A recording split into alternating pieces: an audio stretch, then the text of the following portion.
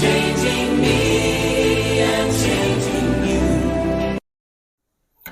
The lord. అందరూ బాగున్నారా? ఇది దేవుని వాక్య ధ్యాన నిమిత్తమై మత్తయి సువార్త 28వ అధ్యాయము 6వ వచనము.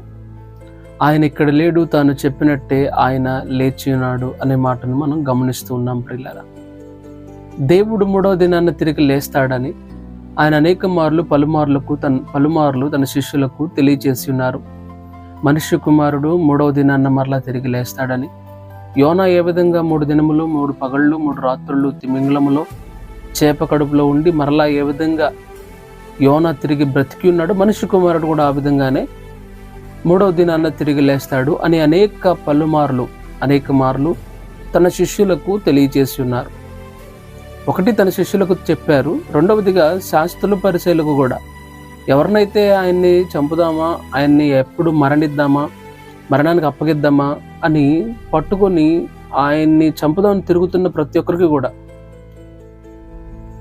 ఈ దేవాలయాన్ని పడగొట్టండి, 3 దినాల్లో ఈ దేవాలయాన్ని తిరిగి మరలా కడతాను అని యేసుక్రీస్తు ప్రభువారు చెప్పినట్లు కూడా మనం గమనిస్తున్నాం.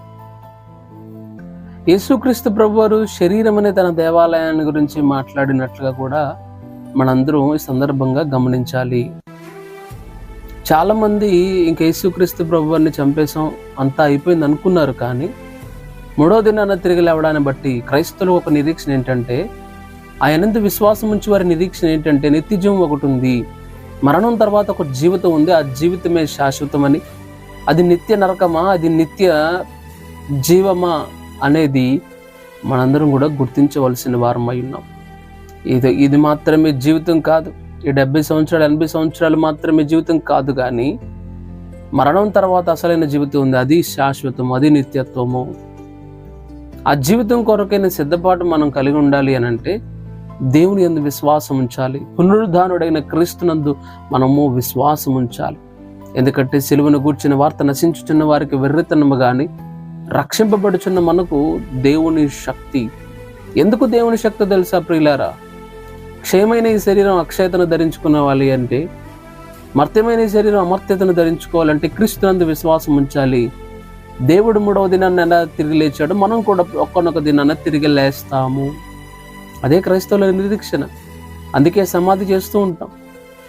వేరే ఒక సాంప్రదాయాలు బట్టి మనం పోము. కానీ క్రైస్తవులు ఎందుకు మట్టిలో పుడ్చిపెడతారు? ఒక వ్యక్తి చనిపోయిన తర్వాత అంటే ఏదో ఒక దినాన్ని తిరిగి లేస్తాడు. అంతవరకు ఈ సమాధి ఇలాగ భద్రంగా ఉండాలి. ఆయన చెప్పినట్టుగానే ఆయన లేచినాడు. ఆయన మాట తప్పేవాడు కాడు. ఆయన దేవుడు. ఈరోజున అనేక సమాధులు, చాలామంది ఘాట్లని, మహాత్మా గాంధీ ఘాట్ అని, ఇలాగ రకరకాలుగా కొంతమంది ఎవరైతే పెద్దలు లేదంటే గొప్పవారు ఉన్నారో వారి సమాధులన్నీ కూడా ఈ రోజున కొన్ని ఆకర్షణీయమైన స్థలాలుగా ఉన్నాయి. తాజ్మహల్ కూడా ఒక సమాధే, అది కూడా ఒక టూరిస్ట్ ప్లేస్గా ఉంది. అనేక మంది సమాధులు మేబీ టూరిజం ప్లేస్లో అవి ఉండొచ్చు, అవన్నీ సమాధే. కానీ యేసుక్రీస్తు ప్రభు వారి సమాధి మాత్రం ఖాళీగా ఉంది, ఖాళీ సమాధి. ఎందుకంటే ఆయన చెప్పినట్టుగా ఆయన లేచి ఉన్నాడు. అందుకనే మహాత్మా గాంధీ గారు కూడా యేసుక్రీస్తు ప్రభు వారి యొక్క చరిత్రను, ఆయన జీవితాన్ని చదువుతూ ఉన్నప్పుడు సత్యమేవ జయతే ఆ మాట ఎలా వచ్చిందో తెలుసా ప్రియులారా? యేసుక్రీస్తు ప్రభు అనేక సందర్భాల్లో నేనే మార్గము సత్యం అని సెలవిచ్చి ఉన్నారు. ఆయనే సత్యము. సత్యాన్ని కప్పెట్టేసాం అనుకున్నారు, సత్యాన్ని సమాధి చేసాం అనుకున్నారు, సత్యాన్ని సిలువకు అప్పగించాం అనుకున్నారు. కానీ 3వ దినాన్న సత్యం తిరిగి లేచింది, సత్యము జయించింది. కనుక సత్యమేవ జయతే, సత్యమే జయిస్తుంది. ఆ సత్యమే యేసుక్రీస్తు ప్రభువారు. దేవుని వాక్యం ఉంటేనే నీ జీవితంలో నీకు ఒక నిరీక్షణ ఉండాలి. ఏదో ఒక దినాన్ని ఆయన వస్తాడు, ఆయనతో పాటు నేను కూడా మహిమ శరీరాన్ని ధరించుకుని కొనుపబడతామన్న నిరీక్షణ యేసు పునరుద్ధానం ద్వారా యావత్ క్రైస్తవ ప్రపంచానికి లభిస్తుంది. మరణం తర్వాత జీవితం ఉన్నదని, అదే శాశ్వతమని, అది క్రైస్తవుల యొక్క నిరీక్షణ. కనుక నీ నిరీక్షణ ఎలా ఉందో ఆలోచన చేద్దాం. ప్రార్థన. పరిశుద్ధాత్మదేవునికి వందనాలు, స్తోత్రాలు తండ్రి.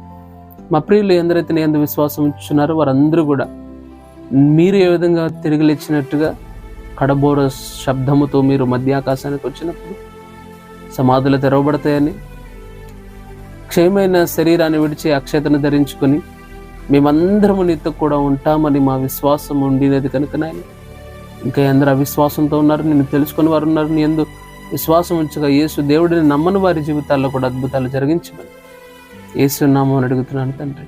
ఆమేన్. God bless you.